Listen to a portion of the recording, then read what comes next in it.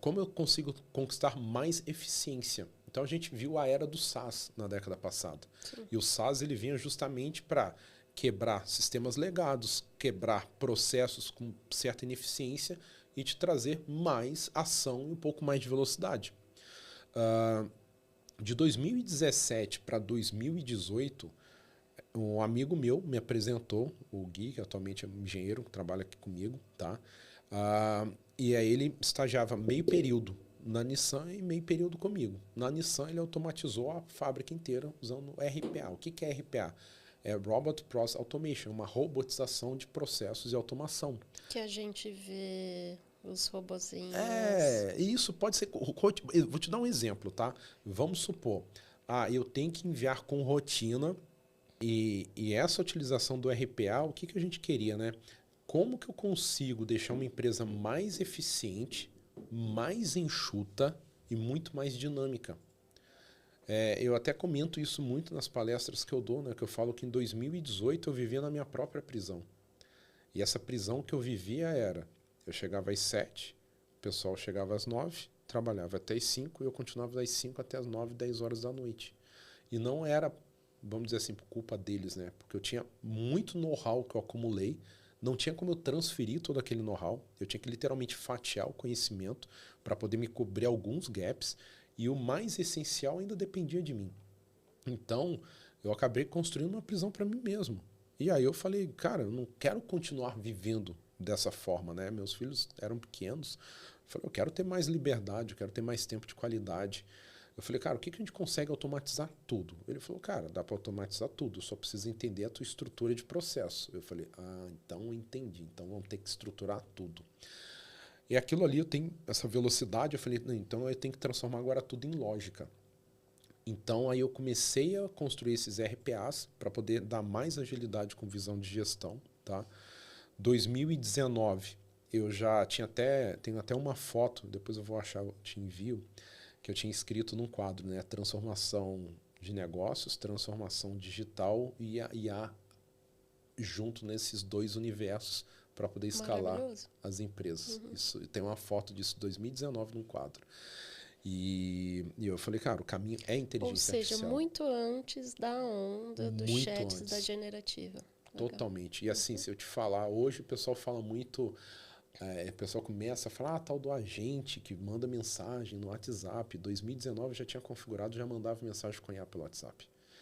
Então, isso fazer um teste, né? Porque eu sou muito curioso, eu vou lá, meto a mão e faço. Então eu peguei, porque o Google, ele já tinha uma solução de IA aberta. Você criava uma árvore com algumas perguntas que eram mais corriqueiras. Então, como eu já tinha esse desenho de processos muito bem elaborado em estruturas, que a gente chama de estruturas de receita, né? Para eu entender o que a pessoa está fazendo no momento que ela pensou no problema, depois que ela reconheceu, que ela considerou uma solução, até chegar na etapa de decisão de compra. Então, eu tinha essas estruturas muito bem desenhadas para entender e acompanhar o cliente durante essa jornada, né? Então, ali eu entendendo que o Google tinha aquilo disponível, eu comecei a entrar num monte de tutorial, literalmente na documentação técnica, e fui ler aquilo ali para estudar e entender. Aí eu comprei uma solução que era baratinha na época para poder fazer integração omnichannel. Então tinha um omnichannel. Aí eu descobri que tinha aberta API. Eu falei, opa, tem aberta API? Aí eu descobri uma API russa que eu poderia conectar, fazer a conexão da inteligência estreita do Google com essa ferramenta de omnichannel. Aí eu Cavou fundo. Uhum. contratei essa API russa, conectei na ferramenta, conectei com o Google e aí eu falei, vou testar Growth Hack, cabeça de teste. Vamos testar e validar hipóteses. A gente aplicou, na época da empresa que eu estava participando, a gente aplicou, gastou acho que R$ 2.500, voltou R$ 1 milhão. Mas assim, e por que eu fiz isso? Toda a tecnologia, quando ela começa, a Meta tinha recém comprado o WhatsApp. Então, o que eles estavam querendo fazer? Cara, colocar uma filter de WhatsApp dentro do Business Manager. Eu falei, obviamente é mais barato. Eles vão entregar muito mais. Então eu vou usar isso porque vai ser muito mais barato que o pessoal fica gerando lead. Então eu fui testar a aquisição de receita com essa estrutura. E aí deu certo desse jeito. Era Nossa. pingando um atrás do outro, mandando mensagem, mandando mensagem, mandando mensagem. E assim a gente validou. Vamos simplificar aqui para o pessoal essa estrutura, porque de repente pode ser uma ideia para alguém pensar assim. Então, a procura vinha do Google, é isso? A procura, na verdade, as pessoas estavam navegando no Instagram ou no Facebook, se deparavam ali com aquela campanha, com uma chamada para ação. Quando ela clicava naquele botão, ela não ia para um formulário, que normalmente acontece para gerar um lead. Eu optei em jogar direto para o WhatsApp. Perfeito. Sim. WhatsApp. Em 2019, isso foi muito inovador. Entendi, porque né, agora isso é um funil bem... Continua sendo bem interessante, mas você fez lá nos primórdios. Exatamente. Entendi. Maravilhoso. E o meu foco sempre foi realizar poucos projetos, mas gerar muito impacto nos projetos. Tá? Teve vários projetos aí. Teve projeto, inclusive, recentemente fui lá, conversei com o Léo, fundador da Perfect Pay. A gente ajudou inicialmente lá na estrutura, fui mentor dele de growth. Você me comentou. Então, a gente conseguiu assim, dar as bases ali para ele, construir um negócio, faturou mais de $1 bilhão. Que legal, cara. Eu vi a palestra, né, naquele dia, não faz muito tempo. Achei a história dele bem interessante também.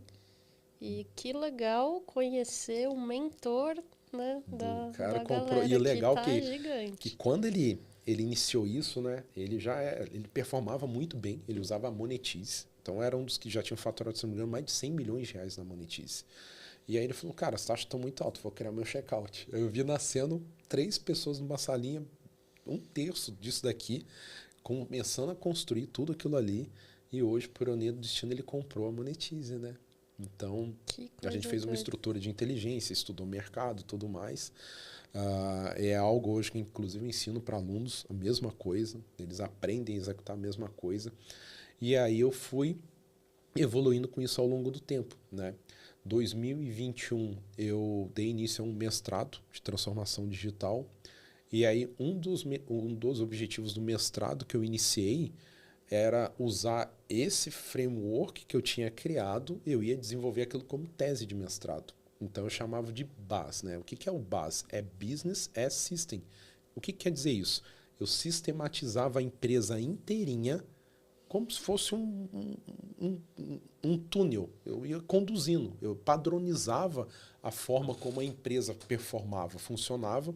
Eu identificava quais são os pontos onde ela estava vazando água, ia lá e colocava um Durepox e melhorava e deixava aquilo mais eficiente. Eu ia pedacinho por pedacinho arrumando a empresa como um todo. Você teve algum foco de algum nicho, alguma indústria? Não. O foco era desafio.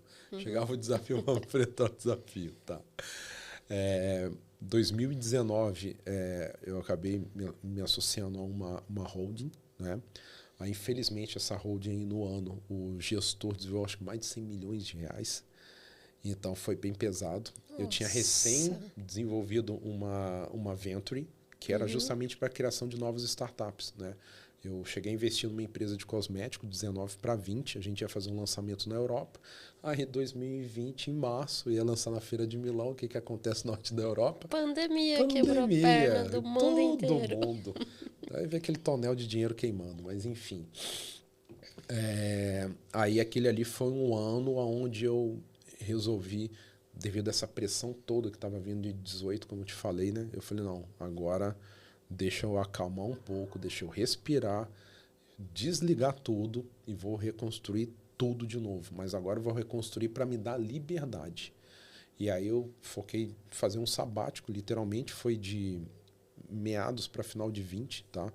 Até final de 23. Aí nesse período eu foquei em estudar, em me desenvolver, melhorar os meus frameworks. Tinha um projeto ou outro, mas era algo muito pontual e era mais para estudo do que efetivamente para ficar ali mergulhando de cabeça, né? E aí eu iniciei o mestrado em transformação digital. Eu falei, eu vou refinar todos esses workflows, vou refinar todos esses meus modelos para justamente deixar isso preparado para a próxima dinâmica de mercado, inteligência artificial. Então, final de 20 até 23, todos os meus estudos foram para preparar o que eu já tinha começado lá atrás. Então, eu vim só estudando e refinando, estudando e refinando todos os frameworks. Aí coincidência do destino, OpenAI lança o ChatGPT ali final de 22